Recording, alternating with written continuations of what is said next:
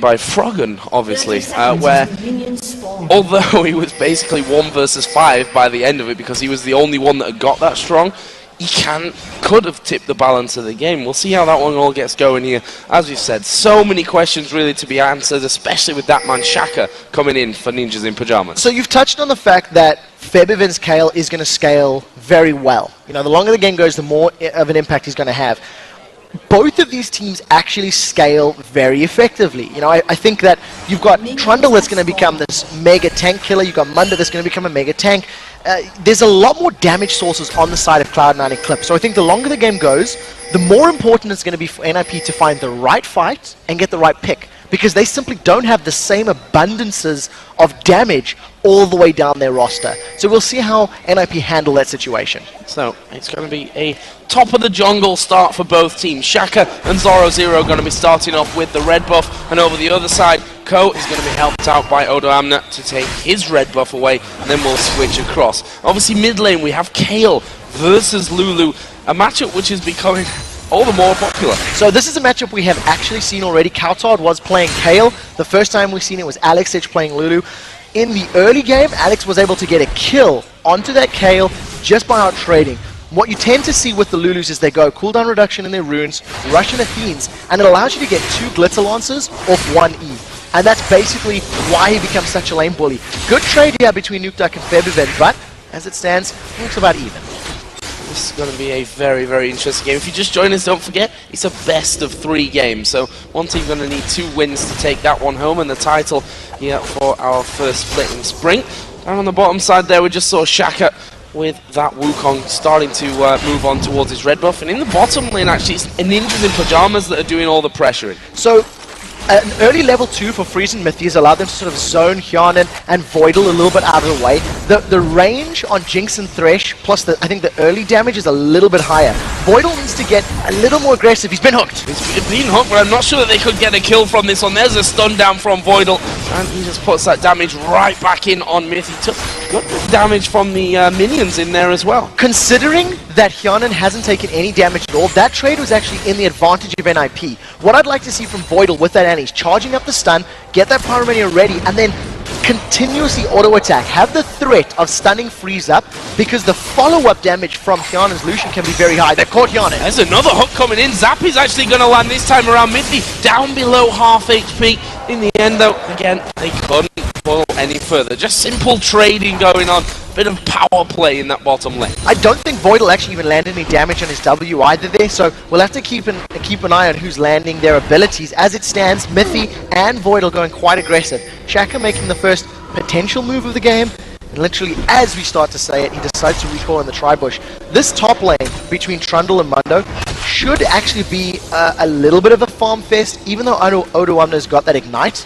It's going to need a few more items before he can really threaten getting a kill on Zoro. Yeah, and if you think about it as well, looking into the 2 junglers coming in, until level 6, especially for Wukong, there's not really much CC to get anything going. Slows is basically what they've got there to work with in that top lane. This mid lane might be a little bit different though, with a bit more burst ability available to the 2. Now, we heard during the preview video how all of the players, they, all in Challenger, etc. But Nukeduck, I believe coming into yesterday, if not still today, held the #1 ranked position on EU West. And we'll see if that's going to affect this game. Ko, level 4, snuck himself into the bush. There's no vision here from Ninjas in Pyjamas. So if Annie gets a good stun down, maybe they're going to follow it up. Not too many minions and just going to back away. I think Ninjas in Pyjamas completely felt that one coming as well. They noticed that, hang on a minute, Cloud9 are pushing that bottom lane out heavier than they've been doing all game so far. And that signal that jungler was maybe waiting there, pushing through the brushes for them. And funnily enough, Ko is actually coming back down on towards his bottom lane. But at this point, it would take a dive to be getting in on any action. Yeah, and it's a bit of a risky play diving with a Kha'Zix or anybody similar until you've got Kale's help with that intervention. So Cloud9 Eclipse just going to back away from that one, continue this sort of passive bombing. We talked a little bit about the players. Zoro is a top laner that is touted as being one of the best, if not the strongest in Europe. A lot of the pros that we were talking to about this match were specifically saying how Zoro is expected to do well, and we're going to have to keep our eyes on him on this Dr. Mundo. on the Mundo, a champion which, as I said, he's played a lot of. 3 out of the 5 games that they've played in Challenger, he has played with Mundo and won them all. Interesting stat for you there. In fact, they've only lost 1 game, so not that hard. That was on a Renekton either way. But up against Odoamne, who also is in a similar position. You know, Trundle, Renekton, Mundo, Shyvana. Kind of typical top lane champion pools that both of these guys have. Yeah, definitely not trending towards those AP champs that we're seeing a little more in the LCS. As it stands, another hook. This one catches Yarnet, but he's going to be able to just dash away. And again, Mithy he's been good with his death sentences. I think he's landed all the ones that we've seen thus far. But it hasn't really garnered them any sort of lead or any sort of kill potential. Look at both of the supports. They do both have Ignite as well. So if anybody gets too low, then we'll be in trouble. Febiven's going to be the first one to get ganked. He is, but I'm not sure they're actually going to be able to do all that much to him. He's level 6. He's got intervention. Shaka didn't have his ultimate available, so they had nothing to really hold him in. There's another hook down bottom. Yarnan going to get flayed. He's on top of the traps here, but Freeze taking a lot of damage. Can they finish off Yarnan? There's the lantern taken in. There is the barrier from Yarnan coming through. The zap will do it. Have they got the damage to kill Voidal here? Freeze will actually fall to Voidal. Mithy realizing he can't do much more. It's kill for kill down the bottom, but first blood, NIP. Yeah, trading the advantage goes to NIP thanks to Freeze getting the kill bonus, thanks to him getting that additional gold from first blood. A nice play actually that the hook from Mithy caught Yarnan off guard, wasn't anticipating Mithy going in. I didn't think he was going to follow up with that secondary active on the death sentence.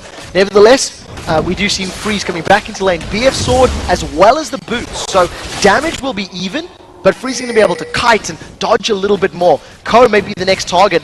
We'll see if he's going to jump on Zoro0. He doesn't have his ultimate. He's going to go in. Yeah, and he's baited total into this one. There's a pillar going down a flash, but that won't help when Kha'Zix can jump on top of you. Ko picks up the second kill for Cloud9. That was a lot of burst coming down. The subjugate into instant ignite meant that Zoro0 lost his defensive statistics and he couldn't regenerate with sadism, so he just got melted by that damage. I actually think it was very good that Ko was the one that got the kill credit, because you need that additional gold on a jungle Kha'Zix. If it had gone to Trundle, who we know is going to get tanky, we know has tools to make himself more beefy in team fights, it's less efficient. So, almost smart play by Cloud9. This is smart play from NIP though, knowing that the jungler was on the top side of the map, knowing that Trundle was up there as well. Obviously has no teleport, which Zoro0 does have. He used that, by the way, to get back into his lane after going down. He's now in there with that giant spell. NIP said, we've got the stronger team on this side of the map. Let's just go and take the dragon. Exactly what they did. 300 gold lead. Yeah, and it worked out perfectly in their favor. We'll see. It's interesting. I wonder who would have made that call. Whether it would have come from a player like Shaka, or whether it would have come from somebody like Mithy or Freeze or Nukeduck, you know, one of the ex-LCS players that's been on the stage. So they grab that one. They're going to have the timer for it. We'll see if they want to challenge. Voidal's returning back to lane with that relic shield as well as the Dawn Blade. So already a difference in itemization. I want to see how Voidal's going to be last hitting, if at all, to spread some of that gold. Shaka actually nearly died to his red buff there. I'm sure you guys at home noticed the blinking red health bar of his, and he actually backed away from it there and decided to go home to heal. But we are seeing those first blue buffs coming out.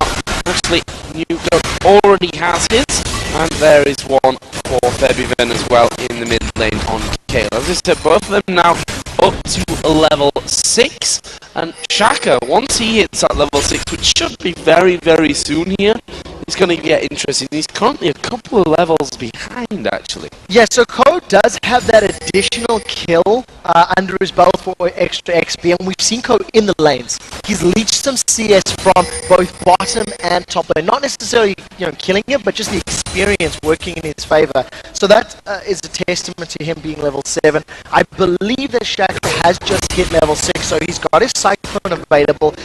He's going to need to combo it most likely with a good death sentence from Mithy if they want to get more kills. And you can see Shaka immediately moving to the bottom lane. There's no vision further up the bushes here.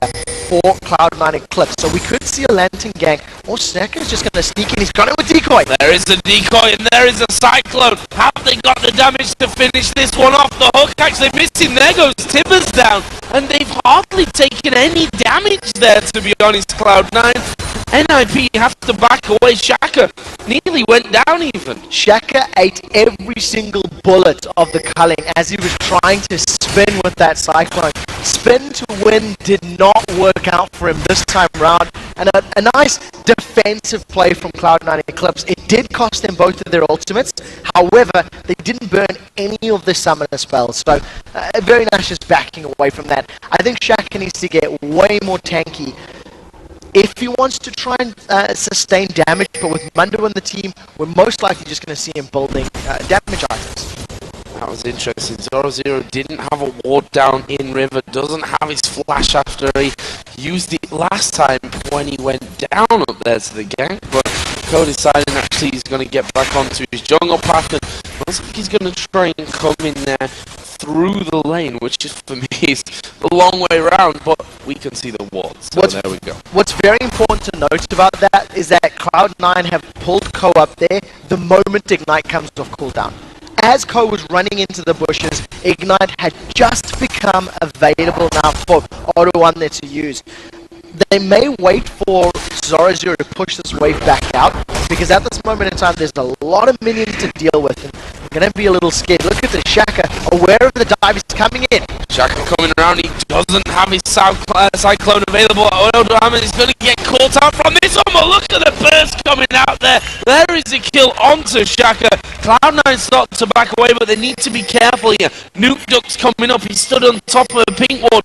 He's killing the pink ward because why ever not? Kale is coming up there as well in case they needed him, and that will just be a single kill for Cloud9.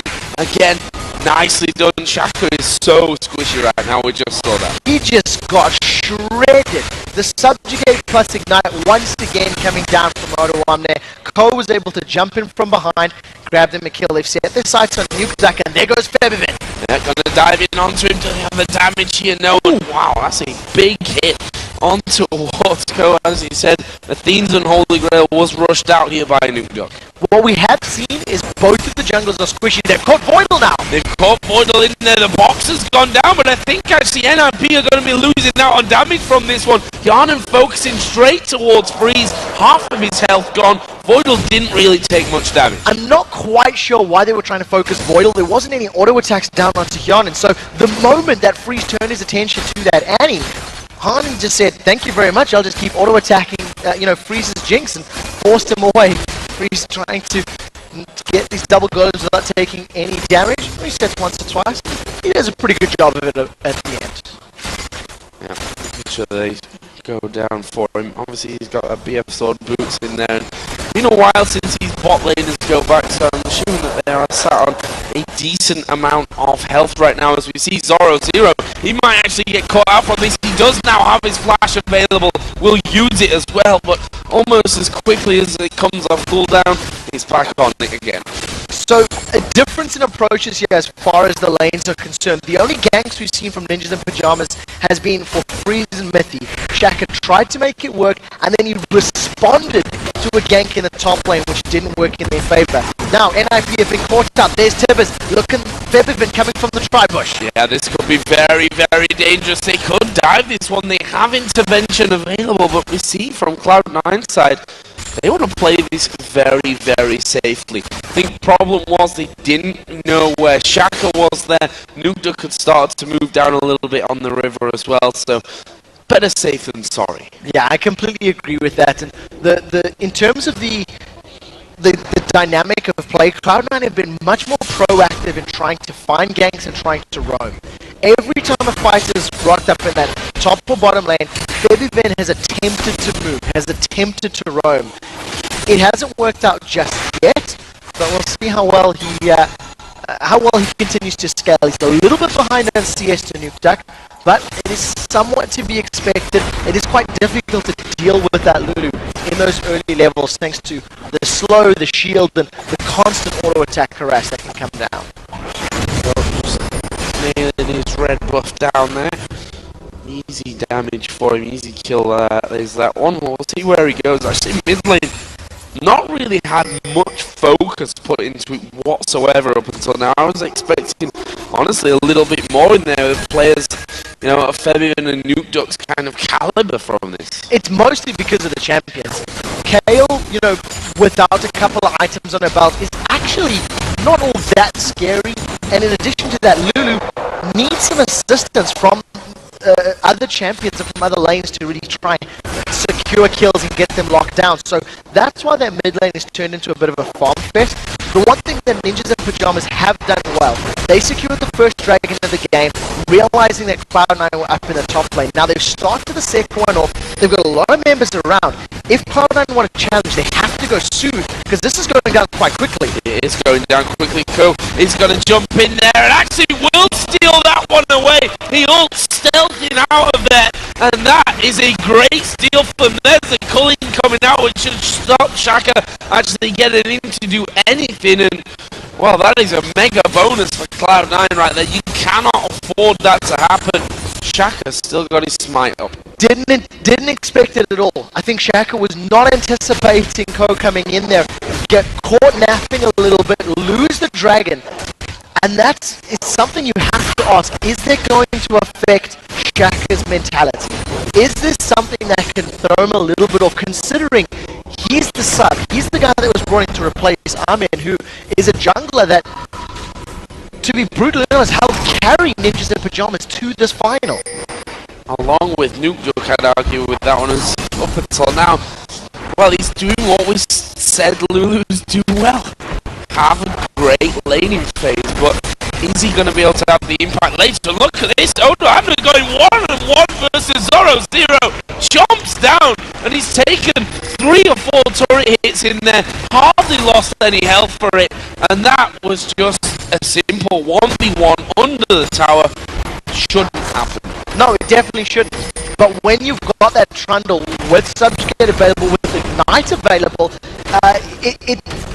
there's nothing you can really do. Zoro0's gone for Flash Teleport. He should be making plays across the map, maybe even have used that teleport of the dragon and picked a fight on behalf of Ninjas and Pyjamas. As it stands, he's playing a little bit passive. He's down on CS, he's down on kills, and the fact that Trundle's already got that Blade of the Ruined King at 15 minutes, and he's getting kills, and now they're on the inner turret, this is a great position for Cloud9. Yeah, Shaka coming up from this one, but are they scared of Shaka at this point? No. I don't really think they are. Odoamne even putting damage down onto Shaka there, forcing him to decoy underneath his own turret. Oh, and here is Ku waiting. NukeDuck actually wards right on top of him, spots him out, and that's always dangerous when that Kha'Zix is, you know, he's really quite got rolling, got that pickaxe in there already at 101. I want to see where Ko actually does decide to itemize, if he's going to go for maybe an early Last Whisper, alternatively a more traditional item, which would be the,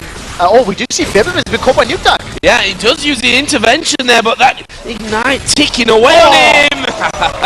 And that is the beauty. You think you've got away from the Pixie, but actually no. No, Pix just flying behind. There's the little ones. Now Odo1 is the one in trouble. Subjugate comes down. Subjugate coming in from this one, and all of a sudden Zoro0's thinking, hang on a minute, can he get through this one? He's got no Ignite here though, Odoamne, and he's gonna surely go down to Zoro0's trying to lifesteal back there, and Zoro0 gets through it. So importantly to note, Zoro0 is able to basically win that fight with his ultimate and a Sunfire Cape. We do see, oh, that was close. Odo1 that didn't have Ignite. Now naturally, if that was available, Zoro0 would not have won. However, Zoro knew that it wasn't up because it was just used to kill him a minute or two ago. If Zoro0 can continue picking fights at the right time, he can try pull himself back into that lane. He's now even on CS, but he's backing away. He needs to play a little bit safer.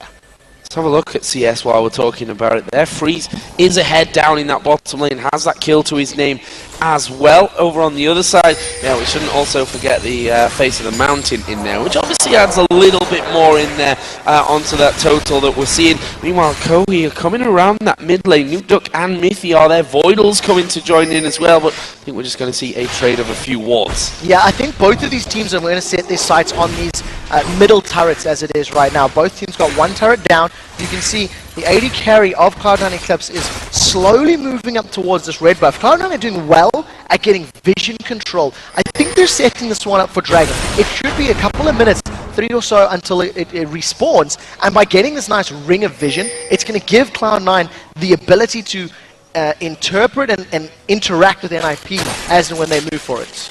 Well, they were actually trying to just catch them out, I think, here, down on that bottom lane. Nice chompers going into the brush will reveal, but will they hold on to the turret? Actually, Ko going right up in their face on that. The hook won't land. The turret, no, he needed one more auto attack. Minions, just enough. I think the last minion that was alive there, a single auto attack. Cast the minions too strong, and that will be the turret going down. NukeDuck, however, is causing some problems for Febiven in the middle lane. Yeah, he's starting to pull ahead now. Now that NukeDuck's got the makings of that Lich Bane, he goes for the Lich Bane to add additional damage, whereas, you know, Lulu doesn't have normal damage dealing spells. So we'll see how he makes Febiven's life more difficult. The rest of Cloud9 are trying to react, but NukeDuck's backed away in time. Had that ward in there, which was just out of range of that scan. And now they move up towards that top side of their jungle where the red buff is now available. NukeDuck knows of the pink ward in there because it was used to clear out one of their own wards earlier on. But do you want to really face check it into a brush? No, you probably don't. Knowing that Kha'Zix was around there somewhere. Currently 1-0-1, you don't want to get him rocking and rolling because he's already got that last whisper in. So whichever team makes the jump on their opponents first is the team that's going to be able to get kills. And what I mean by that is Shaka and Ko are super squishy. There's no defensive statistics there. We've seen how quickly both of them have been melted. You've got Febiven and NukeDuck who both got ultimates that save somebody's life, but if they get bursted down by all of the damage that's sitting on either of these teams, if you polymorph Kayle, then knock her up with a Cyclone and get some auto attacks from Jinx, that's going to be a dead Kayle before she even gets out of the Munchkin form. So I think vision and finding a pick is very important for both of these teams and both of their compositions. He's now moving up towards that mid lane. Actually, this is good damage that he's putting in on towards Febiven. And he will lose his tower here, no doubt about that one. Can't really do anything to keep it up. Voidal had come around to try and help out with that one, but quite simply too much power in that mid lane with the Lulu, who now has that Lich Bane as well. Yeah, and I'm very happy to see that Shaka's grabbed himself a Giant's Belt, so he's going to be a little less insta-gibbable, but still very squishy. No additional armor or magic resist just yet. Now that Dragon has respawned, we talked about how the vision from Cloud9 is going to let them know where NIP are, but NIP are using those sweeping lenses. They've got 3 of them. They're clearing out the vision of Cloud9, and we do see there's a couple of wards, so this little Dragon dance is going to be happening. The rest of NIP, they're going for the turret, but they split up.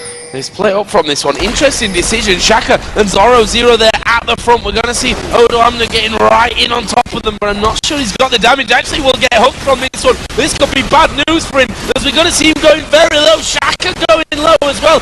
No kill so now, but here comes Ko jumping in there. Picks up that kill on towards Shaka. Can they chase down for any more here? Ko right at the front trying to get in. He gets hooked. They can burst him down. Great intervention. Tibbers came in as well, but the follow-up's just not there, and now Febiven being constantly slowed down, and he comes to the front. Voidal now getting hooked in as well. The damage can come back. Voidal is still alive, finally gets finished off, and now Kjarnan, in middle of nowhere to be honest, has to try and get away. Flash up from Minty. Kjarnan's going to go down from this. It's a double kill for Freeze. Now NIP should go for the Dragon. They've got themselves 2 kills. They did lose 1 though. Shaka did go down during the course of that fight. Cloud9 were able to respond quite well, and you see, I think, the fact that Ninjas and Pyjamas have a new member in their roster, they didn't stack up quickly enough. They were caught a little bit spread out.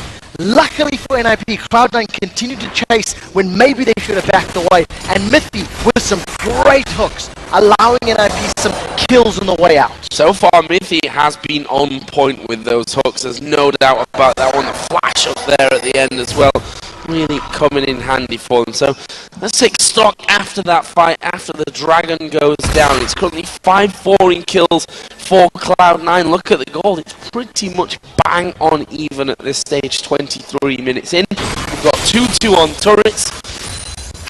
Yeah, I mean, it doesn't get much more even than this one. One thing that, again, I want to kind of touch back onto is this Kale that's just getting stronger and stronger and stronger. Basically a ticking time bomb. And we've seen the impact that Kales can have. And when you consider that you've got, you know, a little bit of HP on Shaka's Wukong, but 3 other champions that are fairly squishy, you get the burst down from Vince Kale, and you allow Code to sort of hop in there and try to get some resets. You have a very scary reset potential team. However, Code cannot afford to get caught out by that hook. He needs to hop in, get a kill, hop out, wait for his rest of his team to then regroup and push forward. And we'll see how Code decides to itemize from here. He's grabbed himself a cloth armor, and the rest of NIP are now grouping towards this top lane. There are pings on this tri-bush, so Cloud9 are aware that NIP are up here. Yeah, actually, Void Spike's just thrown in there. It's Yarn going to get caught out somewhat by Nuke. Does he want to follow through? He's got no flash, so couldn't get over the wall on top of him there and keep that one going. In the end, no kills for either side of things. Yeah, 50% of Yonan's HP was lost by the little ones. The Shaq has been caught! He has been caught out, but he manages to take the lantern there back to safety, use the decoy, and takes the ride home. And Nip are actually pushing here in that mid lane. And that's Jinx and that's dead. Lulu, who's got a Lich Bane in there. I'm sorry, but that tower's not lasting long. There's nothing you can do to stop that. The tower pushing power of a Jinx plus a Lulu, and the fact that they've got great escapes. Lulu's going to be able to throw down that Whimsy on herself, get the speed boost up, plus Jinx's passive is just going to allow them to get out cleanly, safely, and that's exactly what happened in that situation. So NIP take the tower lead, but they are still looking for a kill in the top lane. They want to get this last outer turret. If Mithy gets a hook, they will dive Odo1 there, but I think if he doesn't get a hook, they should just focus the tower down. Oko is there as well. Shaka just backing off with the decoy. There is the hook. And the minions are gone. They start to back away from things. R0 can tank up there, especially now that that Freezer's come in on Jinx with that assassination potential when he's got that super mega death rocket. I'll get it out in a second. And they do take out the turret and just back away. Now this is something that we've also got to touch on, is how many champions in NIP are good at taking down those towers. You've got an attack damage steroid on Dr. Mundo, you've got Wukong who can use his crushing blow on towers, we've already touched on the Lich Bane and the Jinx. Once NIP get to a tower, it will not last very long. And this is something that Cloud9 need to prevent. They've got some very good engages. They have Ko that can jump in with intervention. They have Voidal that can use that Tibbers for a stun. But they're not necessarily the best at defending those sieges. You know, they don't have the longest of pokes. There's going to be a lot of pressure on Cloud9 to find those opportunities to engage. Still a 10-1 here. Ninjas in Pyjamas are half now gaining the gold advantage. Albeit around about 1,000. Not a massive lead for them, but we can see a few more items starting to appear on this one. Randuin's Omen finished along with the Sunfire Cape for Zoro0. So he's already going to be immune more or less to those AD champions, obviously, unless it's 3v1, 4v1, whatever. Still, for me, though, he needs to get that Spirit Visage in there as quickly as possible because, well, Febiven's getting stronger and stronger. Yeah, and I think the key for these team fights is going to be which top lane is going to have the biggest impact. You know, you got two, almost steals that blue buff from Freeze, but I think with Zoro0 going full tank, there's no, you don't tend to build damage items from Dr. Mundo anyway.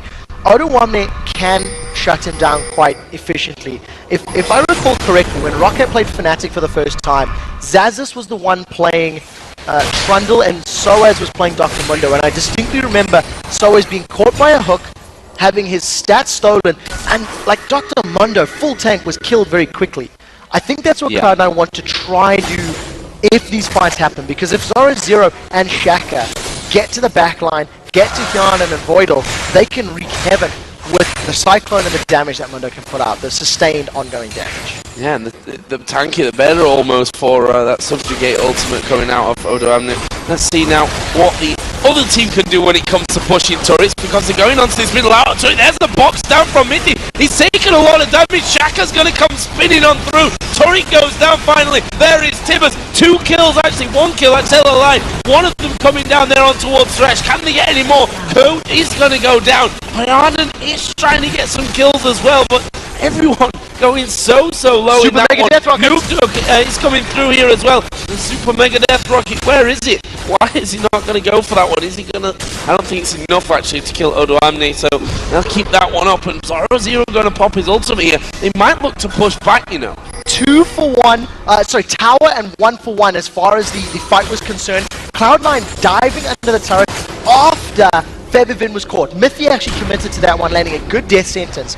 Once again, we see Cloud9 starting off the fight well, but then I think maybe overcommitting or staying too long, and that's what allowed NIP to grab themselves a kill. We did also see Ko just make a beeline for freeze. Great replay here. Now focus on Febivin being caught out. The rest of NIP are trying to respond, and also take note that the top lane is not there. Zoro only just started to teleport in, so this whole fight, Cloud9 felt that they were 5v4. We did have a very good cyclone from Shaka, and you see Ko, he manages to jump in, get a kill, leaps out, and now we're back in a fight. Now we are back in a fight. Febivin is dead in this fight though. Around the dragon, Hot comes through, doesn't quite land onto Ko, but that gives Ninjas in Pyjamas now the dragon. They can't challenge for this Cloud9. They came in there to try and stop that happening, but NIP take that one away. They're now 2,000, not quite, 1,500 gold in the lead of this one. We're back to 6-6 in kills. NIP still have the turret lead. Yeah, and that particular dragon engage, if you notice, there's not a lot of vision past the dragon or past the river for Cloud9 and Eclipse. So Febivin actually walked in there basically blind. I think part of the reason that he got caught out was just that, you know, they didn't have enough sight to work with.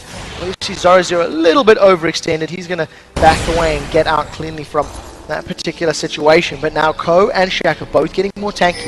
Aegis of the Legion picked up for Shaka. We're seeing this week more Aegis into Lockets than any other week of the LCS so far. And of course now for the Challenger Series. I just want to point out the AD carry builds at this point as well, because Freeze, 4-1-1 on that Jinx, Bloodthirst, the Phantom Dancer, Last Whisper, and going up to what I think is going to be a Banshee's Veil for him in there as well. He is pretty scary right now. He is, and it's also a slightly different build from what we actually see from Jinxes. We tend to see the static shivs on them because you can get that magic damage from the critical of the shiv, plus the splash damage from your rocket launcher and really kill waves very quickly. This time around, Freeze has just gone for even more damage. Once he eventually gets to the likes of that Infinity Edge, he's actually going to be able to deal with Odoamne because there's so much damage that comes down from Jinx and a minigun and that attack speed steroid that she has.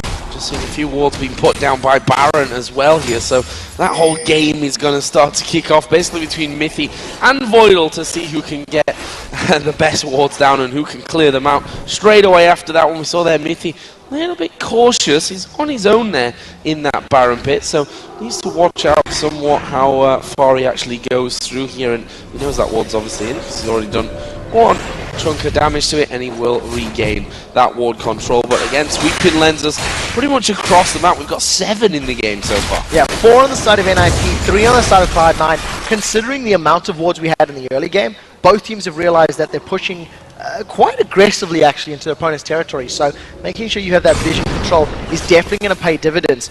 Ko just basically scouting the Baron.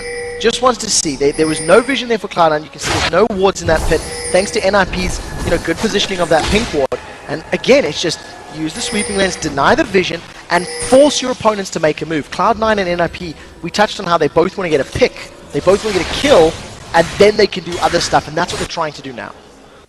Who's going to be able to get that one? Hook something of a setup device there. We can see that actually Voidal's flash is coming off cooldown here soon, so that's always a big option for Cloud9. Actually, in that last fight, he did manage to flash in there and get Tibbers down onto the AD carry at the back. The problem that they had was there was no damage, no one able to get in there and follow things up. NIP have started Baron, but we can see Cloud9 pushing it. Yeah, we do see, oh, that hook was so close to connecting.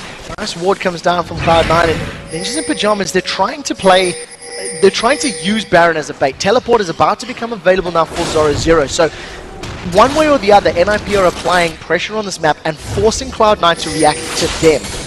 as long as NIP don't get surprised, if you know, Cloud9 jump on them with a big fight, NIP can continue doing this until they either get in a turret or a Baron. Zoro may be the target of a subjugate. We'll see if Odoamne goes in, decides against it. I think this bottom lane is going to pretty much go like that for a while here. Back and forth as Zoro Zero tries to open up a bit of an opportunity on the map for his team. We see that the Locket of the Iron Solari is now in fact finished in there for Shaka, so it's going to give them a bit more when it comes to team fights. What I like about that, we just see Ko right now, and that Locket's going to be very important in trying to prevent that first or second reset.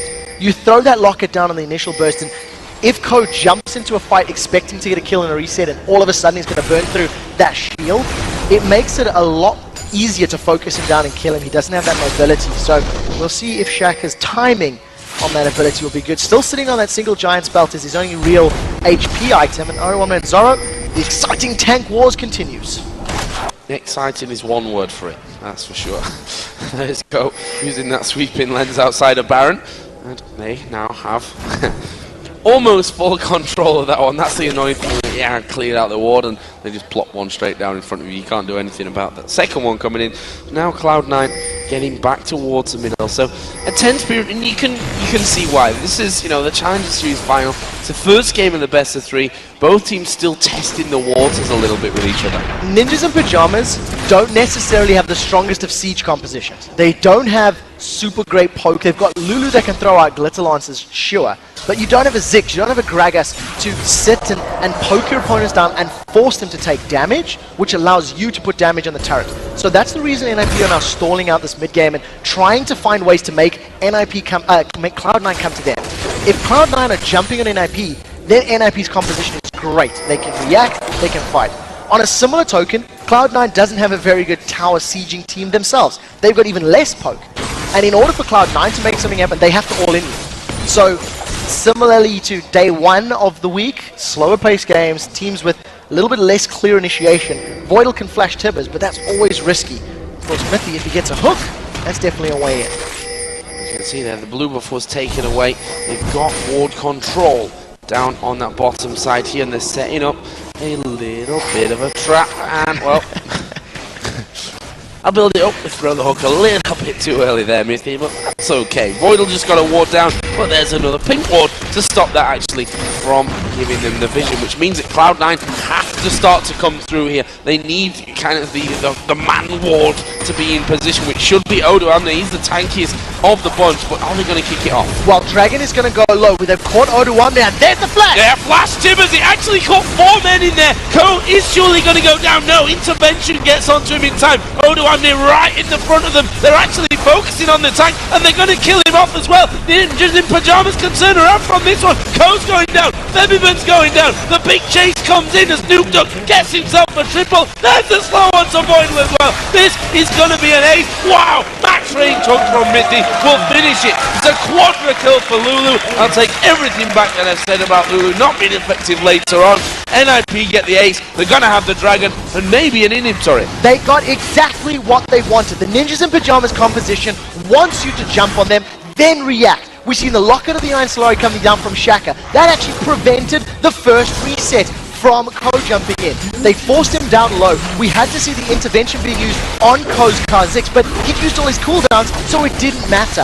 Ninjas in Pyjamas then just clean house. With the slow from Glitterlance and the movement speed increase from Freeze's Jinx, they get themselves 5 kills rather, a Dragon and a Baron, and now an 8,000 gold lead in about 40 seconds. And here's another look back at that fight. Look at Voidal's Tibbers here. 4 many caught. Now, if Febiven had been a little closer and got some Righteous Fury swings down, that would have helped. That would have been splash damage on that that E, which would have been great.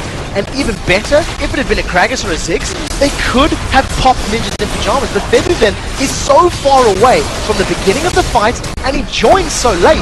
It's basically over. He needed to be a little quicker, maybe even needed to flash in with Voidal. A little bit of, dare I say, miscommunication from Cloud9 in that Voidal was so far forward and nobody else reacted in time. Yeah, I actually think that Febiven called that one to back away, or someone had called to back away, because he had already changed direction, was headed back towards his own jungle. So, well, Cloud9, we were talking about Ninjas in Pyjamas, they're the ones with the replacement jungler in here, a position which is probably the most key when it comes to communication. And from what we just saw in that last team fight, it seems like NIP have the advantage there. They've now got Baron, they took that last dragon, they're 4-3 up in turrets, and they're going to try and push some advantage with that Baron buff on. Yeah, I think with the Baron buff and the fact that they've got themselves a nice big lead now, and the fact that Zoro's actually grabbed himself that Thorn Mail is going to be very difficult to deal with, considering 3 of Cloud9's members are auto attackers. They are, don't really want to be smacking him.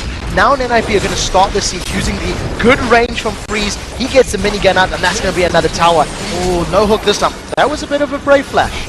Yeah, he flayed first and then threw the hook. Didn't quite work out for Mithy, but that can sometimes happen to you. He's been hitting hooks left, right and centre all day so far, so let's not criticise him for the one that's missed. Nukeduck actually clearing things out as well inside of the jungle. We've seen what kind of impact he can have here, and in the meantime, Ninjas in Pyjamas just sticking outside on the steps. There's a hook going through it. Had the right direction, just not quite the range. Well, look at this, Febiven and Ku, they're coming in behind. They want to try and play the pincer move here on towards Ninjas in Pyjamas, and look at this, they're chasing after Ku. Lucian's outside the base as well. Odo Amna comes in, and they fall straight back in. Little bit of a ballsy play, positioning-wise there from Cloud9, doesn't work. Yeah, they did get the ultimate out of Ku as well, so if a fight were to break out, they've already got a small advantage. We see Lulu pushing the mid lane. Zoro is tanked about 7 turret hits and is hardly taking damage. Freeze continues using max range on that Q to smack down the turret. They've caught the troll, and they're not going to go in yet. Not going to go in for that one, and we saw Zoro underneath the tower. His regen absolutely massive right now as Odo Amna comes out the base, puts in the pillar. There's the box going down. Tibber's got 3 of them, but have they got the follow-up damage this time around? Odo Amna again is in the middle of them. There's Ku, doesn't quite get the reset on towards Shaka, but they do manage to shut down Nukeduck. Can they get any more from it? Slow landed onto Freeze, but Ninjas in Pyjamas already backing off. I think Cloud9 are happy with what they got there. Yeah, Nukeduck needed to be a little bit closer to that fight. He didn't get little answers off really. He did have a decent enough wild growth, but Cloud9 just got all of the damage onto the right targets. Odo Amna just tanked through so much of the damage that Zoro and the rest of NIP were putting out. So pretty good fight for Cloud9, and this is the problem that NIP have. They're not particularly strong at sieging. They got some good damage in the top turret with the Baron buff, but they're at such risk of being engaged upon by Cloud9 Eclipse that they backed away instantly as soon as that fight began. Yeah, I mean, Zoro, he can sit there and tank the turret hit, but it means that his team needs to close in. We've seen that Cloud9 not scared of getting in there and doing the dirty work and getting the fight started. I mean, just to look through Zoro's items, Randuin Zone, Spirit Visage, Sunfire Cape, Thorn Mail, he's got another Giant's Belt in there. He's got about 4 million armor right now. Those turrets don't do anything to him. Nothing at all. And sitting close to 4,000 hit points. However, you do have Odo Amna that can steal a very large portion of those stats. True. So as long as Odo Amna gets on him and the rest of NIP can't respond, it can work out well. Cloud9 are now setting a bait. They've been sitting in this bush. They've got pretty good vision control. The rest of NIP, however, have now started to back away. Nukeduck may find himself in trouble. He's going to go for blue. This is going to hurt. It's not just going to hurt. It's going to just be death for him. Odo Amna gets the kill in the end. And, well, sometimes a little bit unfortunate. Actually, they're going to keep going for this one. That's a good pillar coming down. Actually, I say good. It kind of blocked them from getting through the jungle as well there. I think the troll was a little bit too hefty to squeeze through. Kale did get through there in the end, but Cloud9 not able to chase on, but they might be able to do some damage here onto this turret, if not take it down. Yeah, Cloud9 have definitely got the ability right now. We'll see whether or not Voidal wants to go in. The flash has already been used from Voidal, so Tibbers is still up, I believe. I don't think he casted it. Rest of Cloud9 chasing in. They've hooked Odo Amna, but you don't want Odo Amna. There's Tibbers actually. He's tanking up the turret. The rest of the team is trying to defend. There's a hook coming in on towards Ko, but they didn't follow it through. Freeze is there. Still 20 seconds until Nukeduck comes up in this one. Another hook goes through. Super Mega Death Rocket not going to do a whole lot. They don't get the finisher that they need, but there's the dive in. Voidal is going to have the intervention on him. Febiven going to turn around, pop Shaka, force them back in. They grab the troll once more, but have they got the damage here? I think he just wants to escape. That's a great pillar going down, and it will be Cloud9 able to walk away from this one with that inhibitor and the inhibitor going down. And they grabbed themselves some kills on the way out as well, so a decent enough attempt from Ninjas in Pyjamas, but they just got caught out. All of this came from the fact that Cloud9 were able to get vision of the blue buff, realized that NIP were just going to move up for the blue. Cloud9 had stolen, got themselves a kill, and now they have map control. With super minions going down the middle lane, Cloud9 should be able to start trying to siege themselves, force NIP to respond to the super minions, and then again, go for a 5v4 kind of fight. It's a very good decision from Cloud9. See the tankier items now coming in. Thornmail was completed for Trundle. We've got now Randuins on both top laners and both junglers at this point. There's an Infinity Edge for both AD carries. Infinity Edge, Trinity Force, Bloodthirster, Last Whisper coming out for Hjarnan at this point. On the other side, a little bit more defensive statistics in there with that Banshee's Veil for Freeze. So Freeze has not died more than once this game, and he's played very safe. If you think of all the team fights, Ko has tried to make a beeline from trying to jump on him, and Freeze has not fallen victim to it. All the rest of Cloud9, they're grouped up. If anyone goes forward, this is going to be so scary. This could be game. Oh, this is bad news. This is real bad news for Ninjas in Pyjamas. They're going in towards Freeze, but oh, haven't they? Taking a lot of damage. Super Mega Death Rocket comes through. They have to use the intervention, but look at the tank. He's getting blasted down. Zoro0's dead. Can they get any more? Ko moves forward there. That was the decoy from Wukong. Baron is live here. They've turned around. They're going to take it. Now, Cloud9 are going to be able to secure this Baron. So much was invested in just defending the members of NIP in that fight that they needed to back away. Ninjas in Pyjamas have made the same mistake within 3 minutes. They face-checked their blue, they had very little vision in the river, and they just walked straight in there. Cloud9 was sitting, waiting for them. Now, Cloud9 grouping towards the top inner turret. They steal the blue buff again, and they're going to start challenging for this tower. Blue buff for Kayle. Tower is down. No chance to save that one for NIP, which means that mid lane not only has no inhibitor, with super minions pushed in fact I think there's a double super minion wave coming straight down there by now. Cloud9 are just going to sit and wait on the steps of this top lane until they have to deal with those super minions coming in. Ko getting connected onto, but look how fast they kill the towers. Yeah, that was a decent enough catch, but without Zoro0 to run in and try tank the fight, they didn't want to engage. There is a lot of damage coming down from Freeze. Odoamne is in trouble. Odoamne is in trouble from this one. Ko actually is going to get away from it, jumping out, but Freeze does manage to get the killing blow. Oh, that's a good flash actually. I think the zap would have landed, would have got the slowdown there on towards Febiven, and he possibly would have been dead as Zoro0 comes flying in. There's the culling. Well, it doesn't really do a lot. That's a good dodge away though from the briefcase, but with the ulti running, is he going to be able to dodge another one? Yes, he is. Flash over into the race. Good play, a lot used there by Hjarnan, but you have to give him credit. He probably would have died if one of those briefcases landed. Definitely. With the briefcase plus the glitter lance, it would have cost them. The rest of Ninjas in Pyjamas are trying to defend their Nexus turrets from the double waves of super minions from top and middle, and now that they've backed away, they have defended them. A good chunk of damage is missing from that left Nexus turret, and Cloud9 and Eclipse, having 2 inhibitors down from NIP, are now in, once again, complete control of this game. Cloud9 grouping towards this bottom lane. They're going to set their sights on that last inner turret and then just start sieging the third tower. Once again, using the tools they have available, using the lanes that they've won in their favor. Cloud9 just having a bit of a shopping spree as well. Locket of the Iron Solari for Voidal on Annie. We see a Malmortius coming in for Ku on Kha'Zix. Death Cap finish now for Febiven on Kayle if he wasn't already doing enough. But look at this. NIP waiting. Cloud9 not going to fall for their own trick. No, not this time round. Good scouting there from Ko. Even though they didn't have the vision, they could smell something was up. Were able to avoid getting caught out. I want to see how Cloud9 now decide to siege. It is only a 4,000 gold lead, but because of super minions that and the Baron buff, it's actually going to be worth a little bit more. And the way Cloud9 have basically won their fights and won this mid game is by catching NIP off guard, and then when they had the numbers advantage, tower diving. It's going to be a straight up 5v5, and these next team fights, if NIP make one mistake, it's going to cost them the game. It will cost them the game. Febiven is destroying turrets at this point. They do not last long once they come in. Odoamne actually coming from the side. I think they might just back away, yeah. I think a wise decision here from Ninjas in Pyjamas anyway. They are going to back off. We've got super minions coming in top lane. The minions in the mid lane are starting to push through as well. It's currently a 5 versus 4 down in the bottom lane. They have to make a decision to bring Zoro down or leave him up in the top lane to defend. They managed to get a good zap onto Hjarnan, but nobody else from NIP could actually respond. We do see Zoro0. He was moving as if he wanted to defend that last turret. Now he's moved to the top lane. Zoro0 reading the situation fairly well. Cloud9 have not committed to the tower. They've decided to go for the exposed inhibitor. Death Sentence doesn't connect with anybody that Ninjas in Pyjamas wants. Now we are going to see a 5 versus 5.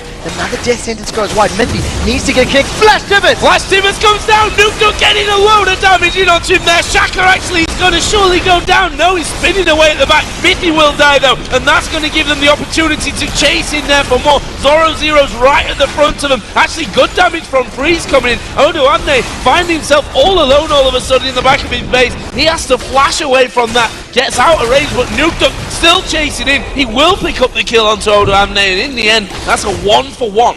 1-for-1 trade, and that was with a great initiation from Voidal. This time Cloud9 were able to respond. I think Freeze actually fired his Super Mega Death Rocket while the intervention was up. Freeze needs to delay that a little bit. He needs to keep his eyes open for that ability. Cloud9 did, however, get the inhibitor. So trading 1 kill for 1 kill, but getting the super minions to push down the lane. I still think they're going to be a little bit happy with that situation. We're going to need to see how Cloud9 once again continue to siege. The only thing Cloud9 can do is initiate and fight, because they don't have very good sieging, they don't have very good poke. If Cloud9 aren't going all in, they're not really going to be able to beat NIP. Well, there are 3... Oh, sorry, I tell a lie, because the bottom inhibitor has now respawned. There are 2 inhibitors down at this point. We can see those red lines on the minimap streaming in towards the Ninjas in Pyjamas base. Top inhib has just respawned. As I said, bottom one, I was lying earlier on, because the turret's still there. You could have at least corrected me, Trev, on that. I was waiting. We've had 3 respawns. We've had 3 respawns on this inhibs. Super Minions down the middle lane, and Baron coming up in 2 minutes. I almost feel like Cloud9 may want to try pull Ninjas in Pyjamas towards them. I think that what's worked for Cloud9 so far is getting superior vision control and forcing Ninjas in Pyjamas to react. And when Cloud9 are forcing NIP to play on their terms, Cloud9 are winning. That's how they've won this. They've pulled themselves back into the game. This Lulu is now, yes, has got great damage with that glitter lance, but has become a little bit more utility-centric. Has got very good slows and going to be reliant on wild growthing either Zoro0 or Shaka in these bigger team fights.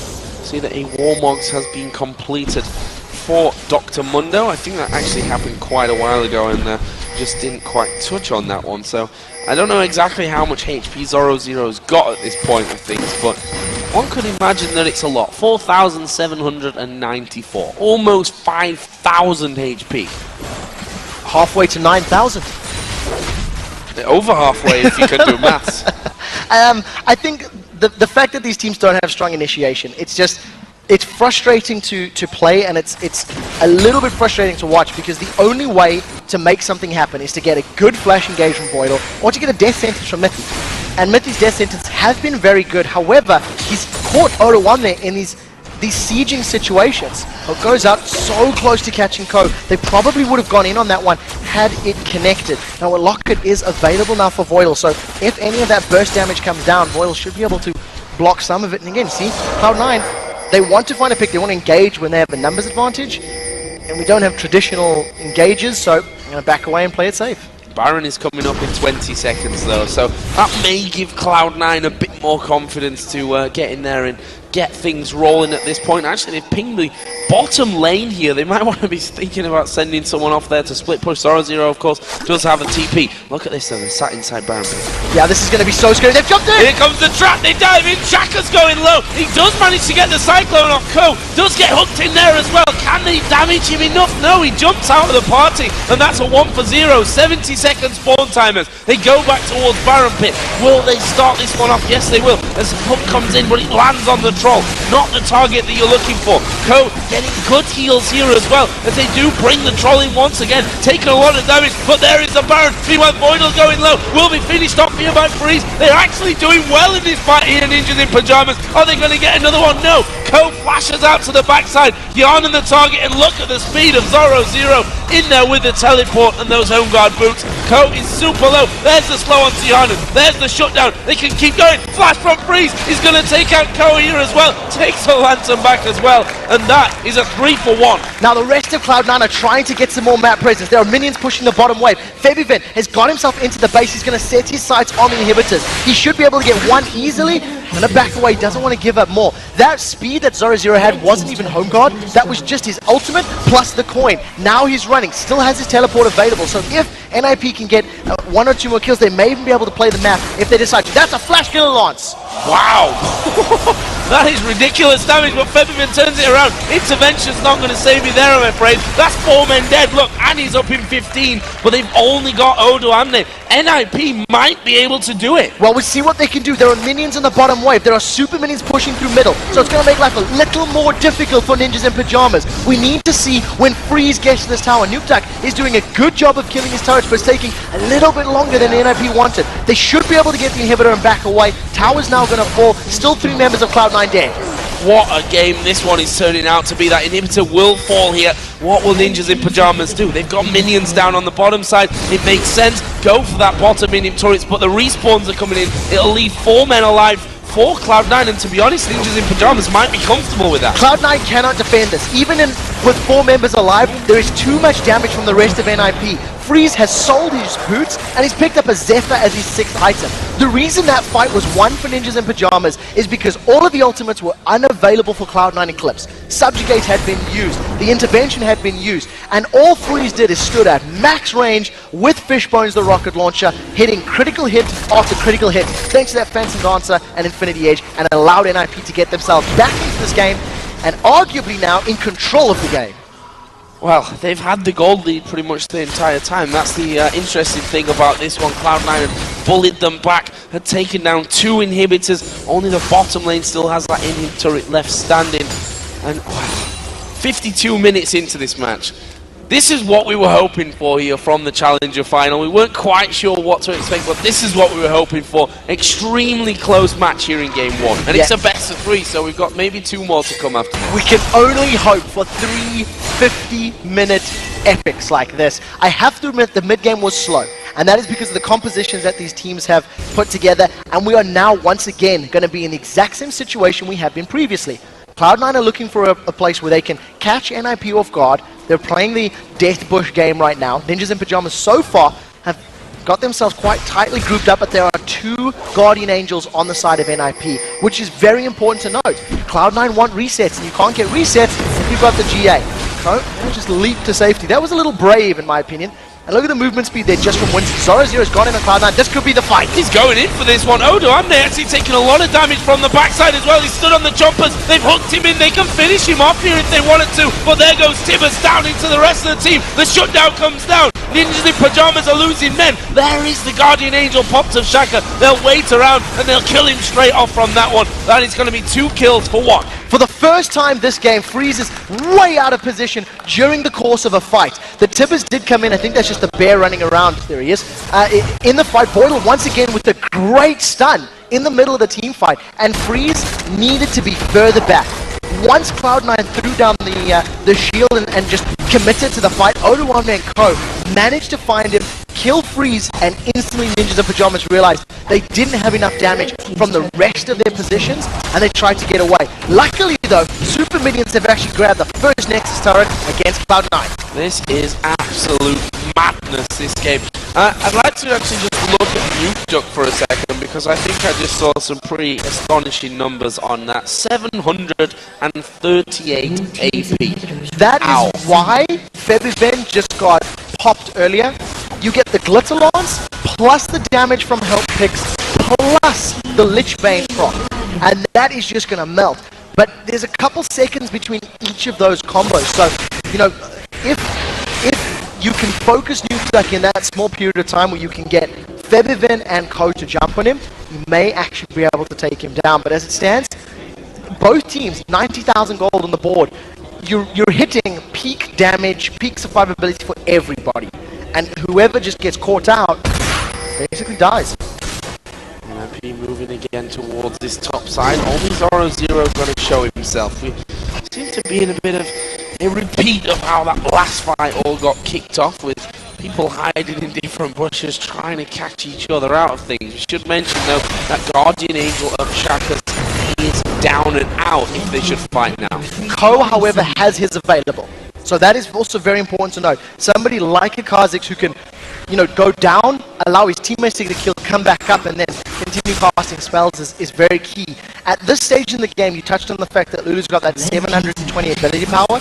I just quickly looked at it, plus 100% move speed on Whimsy. On a W, because of the scaling utility, basically doubles your move speed. Of course, there is diminishing returns to be factored in. Right now, NIP, they caught Cope, didn't commit. Cloud9 still trying to defend the tower. Inhibitor has now respawned there in the bottom lane for Cloud9. They're trying to catch in on towards Koba. He speeds away from that one. That middle and bottom inhibitor, of course, they're open there. We've almost got the mirror image bases going on right now with just the top lane left alive for Cloud9 Eclipse and the bottom lane inhibitor turret alive for Ninjas in Pyjamas, and they're so both very, very wary of going in. We're almost 1 hour into this matchup. Ko was trying to wait in the wings. He was trying to flank, and now Shaka is a little bit overextended. Ninjas in Pyjamas are kind of split up. If Cloud9 can get a good engage on somebody, this could be their moment, but fact of the matter is Cloud9 were a little bit split up there as well. NIP cannot afford to be caught out. We see Breeze going in. This is the start of the fight. Ko jumps in there. Shaka is going to decoy away to the backside. Zoro taking a lot of damage. The hook actually lands onto Oda under there. They don't have Lulu, but Lulu is coming down. He's going to come in from the side of this nuke. Moves around there. Can he take anyone out? Ko not taking massive damage there from that one. Shaka's gone in with the cyclone. Tibbers is already down. Shaka is going to fall. That's going to be the first kill here coming out for Cloud9. Can they get any more? Intervention comes down. Zoro, he's very, very low from this one. Decides to skip away from the lantern, and I think NIP going to walk away. Baron's live right now. We might see that fight in fight and fall. That's the word. Nuke Duck managed to get the tower during the course of the fight and fall in the mid lane. Nuke Duck got the top inhibitor turret, so there are only Nexus turret standing for Cloud9. We did see Nuke Duck coming in from the side of the fight, but it was too late. Well, this might be a backdoor. Zoro Zero's going to try go for an inhibitor. Oh, they've caught Mithy! They've caught Mithy out, but who cares about Mithy? Let's have a look at the inhibitor, because they are pushing through that one right now, and it looks like Cloud9 might try and go for this one. Are we going to have the base trace going on? The inhib has fallen, but Cloud9 are charging down the mid lane, and I think with Kale and with Lucian there, they can probably win out from this one. Double recalls coming in from the Cloud9 base. There is a zap landing onto Q. Inhibitor goes down. Super Mega Death Rocket only lands onto Oda. They may try and finish this one off. Ko taking a big burst out there from Nuke Duck, but he doesn't go down. He still has his GA. There is so much pressure on Ninjas in Pyjamas right now. They've got 3 members, but there are 2 GAs. Both Freeze and Zoro Zero need to be taken down twice in order to be killed. Nuke Duck is going to continue trying to slow down the members of Cloud9. They're low on mana, their cooldowns aren't necessarily available, and as it stands, Cloud9 get away, but that was the makings of a base race. Zoro Zero teleported in to get that inhibitor. Now, Cloud9 setting up, as a death push, Baron's up, they're going to try bait it. We've seen this already. They're actually starting Baron. They're starting Baron, and I tell you what, Baron is not going to last long here. We need to be very careful. Down to 4,000 HP already, down to 1,200. It will be Cloud9 to pick that one up. Shaka's in the middle of them. He uses his ultimate. There's his guardian angel. He just came back up after this, but it won't mean that he gets away from it. Cool will pick up that kill. They got the Baron. What's next? Cloud9 going home for a shopping trip. That was a 4 versus 1. Mithy was not in the fight. He was at the base, so we didn't have a death sentence. We didn't have a box. There was no flame. Shaka attempted to steal, but he didn't even get his smite off. Once again, Shaka not landing the smites. He lost a dragon earlier. He didn't succeed in the steal this time around. And even though he had the GA and the wild growth with this cyclone, Cloud9 didn't really care. NIP had decided to back away from that fight, and we're just going to hit the pause button for 1 more minute. We're approaching 100,000 gold on either side of the map. It's 10-8 in turrets. Inhibitors, well, all of Cloud9's inhibitors are open. There's 1 turret left guarding that bottom lane for Ninjas in Pyjamas. Cloud9 are now pushing. They're the ones with Baron on. are they going to try and utilize that here to finish the game? 20 seconds before Shaka comes up. If Cloud9 want to engage, it's going to be probably Voidal once again starting it. Using the coin into going to a Tibbers is the best way to do this, but they've got to get through the Guardian Angels of NIP. Now BO1 is going to start this one. Subjugate hasn't been burned yet, so we're not convinced the fight's going to happen, and it's just this dance, waiting for the first bit of CC to connect. Cloud9 get the inhibitor and back away. BO1 is down to half HP, they might fancy their chances from this one. Super Mega Death Rocket goes through, there's Ku diving into the middle of them. Who's the damage source going to come from? It's Shaka that dives in there. Ku going to take a lot of damage. He has that Guardian Angel though, so he's coming back into play in just a second. Freezer's there at the front. They've caught out Orlando, but he's super tanky. He won't be able to walk off for now. Yarnan actually being burst down by Neutral, who sadly Finn doesn't have the mana to finish off. What is he going to be able to finish off? I may be telling a lie. The GA is popped. Myth is going to wait here. Playing backwards a little early there on the and Yarnan gets the kill. He's got life steal. He's having to go with Mithy. Can he finish him off? Yes, he can. Double kill for Yarnan. Insane. The brains behind everything. Yarnan manages to grab himself a double kill after coming up from the Guardian Angel. Mithy throws out the death sentence half a second too early. It didn't get the root. It didn't lock him down. Now the rest of Cloud9, they got the inhibitor in the top lane. There are super minions in the middle lane. And Ninjas in Pyjamas are scrambling to defend. Febiven is picking a fight with Freeze, but he's got to get through that GA. He's got to get through that GA and through the damage that Freeze can throw his way. That's a nice intervention. There comes the zap. He gets the slow. He should be able to finish this one off here. Doesn't have mana to keep going through. Febiven is getting away from this one. Freeze decides not to keep going, but we've got super minions running into the base now. Freeze has sold his Zephyr and repurchased boots. He grabbed himself another set of Berserker's Greaves, this time around with a Furor upgrade to get that movement speed while chasing. And it's very interesting because the one fight that NIP lost was when Freeze was caught. He's valuing the mobility right now. Cloud9 backed away. The rest of NIP defending the Nexus turrets. Everyone's going to respawn, and we're going to do this all over again. Whew. What a game. I cannot believe how close and amazingly interesting this one is. Look at the goal. Both teams over 100,000. We're over an hour into the match. We're tied on kills at 20 apiece, 10-8 in turrets, and it's just game one of a best of 3. It's mind-boggling. I think Cloud9, both teams actually have made good plays and have made misplays when it comes to getting caught up, when it comes to these team fights. And the only thing that has really sort of been consistent is that Cloud9 have had control of the map for longer than Ninjas in Pyjamas have. Cloud9 have got more inhibitors down over the course of the fight. They've had super minions pushing into NIP's base. NIP has always been playing defensively, but that's because of the composition of NIP. They're not necessarily the strongest at setting up the fight because the only initiation they have is the death sentence. Now, Cloud9, they've gone all in. Yarnan went very aggressive under that tower. They've got the last inhibitor turret and they're onto the third final inhibitor now for Ninjas in Pyjamas. Yeah, but they're scared of it, and there is the coin pop. They're going to go chasing him from this one. There's the Cullen going back onto them, but Voidal taking tons of damage from Freeze. They have to back away here. The support is too low. There goes the Super Mega Death Rocket. Doesn't have enough damage. They back away. NIP have got to push the waves out once again. Yeah, Cloud9 got the last remaining turret, so all entrances to Ninjas in Pyjamas base are now available to them. They only have to get to those Nexus turrets. NIP cannot afford to overextend. If Ninjas in Pyjamas go past their red and blue bus and so much as sneeze in the wrong direction, Cloud9 can easily backdoor, grab themselves inhibitors, and potentially the game. Instead, Cloud9 have grouped up. They think they've got Zoro a little bit out of position. Oh, that hook was so close to Ko.